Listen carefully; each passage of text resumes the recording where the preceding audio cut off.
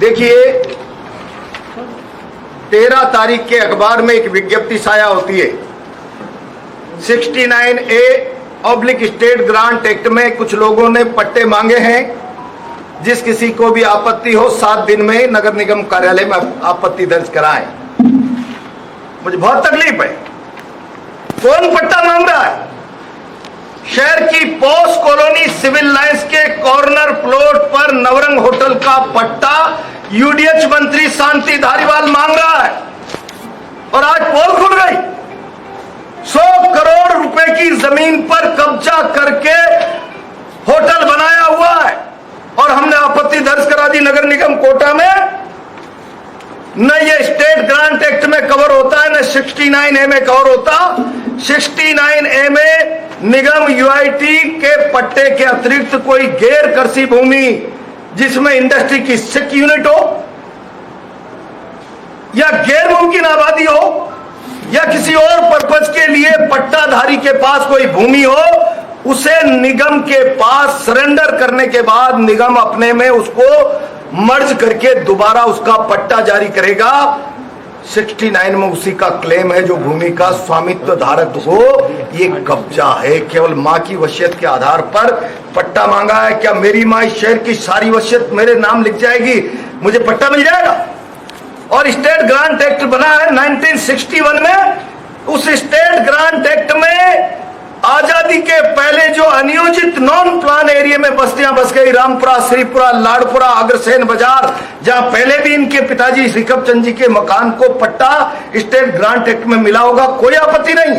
वो अनियोजित बस्ती, लेकिन ये नॉन प्लान नहीं है, ये प्लान्ड एरिया है। सिटी इंप्रूवमेंट ट्रस्ट द्वारा 1956, 57, 58 में ये कॉलोनी विकसित की गई और यहां पर भूखंडों को नीलामी के द्वारा आवंटित करके पट्टे जारी किए गए। उनके पड़ोस का ये सीआईटी का पट्टा है। प्लान्ड एरिया पर ग्रांट एक्ट 100 बरस के कब्जे के बाद भी लागू नहीं होता। 69 है कब्जे पर वसीयत के आधार पर जिसके पास किसी भी प्रकार का स्वामित्व धारित नहीं है उस पर लागू नहीं होता। दुर्भाग्य, विभाग का मंत्री नियमों का वायलेशन करके गलत परंपराएं डालकर अधिकारियों को दबाव में लेकर अपने नाम पट्टा गलत तरीके से बनाना चाहता है।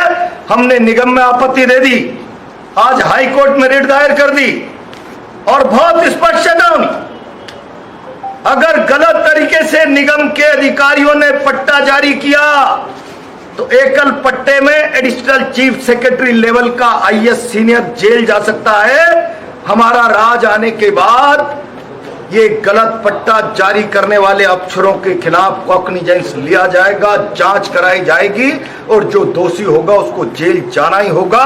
अफसर कानून के दायरे में रहकर काम करे, दबाव में काम करके कानून अपने हाथ में लेने का तरीका नहीं अपनावे, वरना दोषित व्यक्ति दंडित किए जाएंगे। मैं तो कहता हूं मिसाल कायम करिए मंत्री जी, आप विभाग के मंत्री हैं, गलत पट्टा मत लीजिए। सरकार की भूमि पर आप कब्जाधारी हैं। प्लान दे रही, नॉन प्लान में पूरा हिंदुस्तान बस गया, सारे गांव।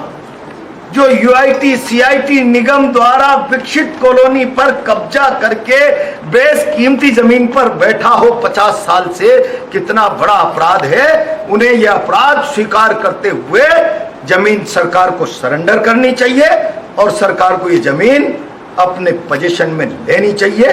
बस मुझे इतना ही कहना है।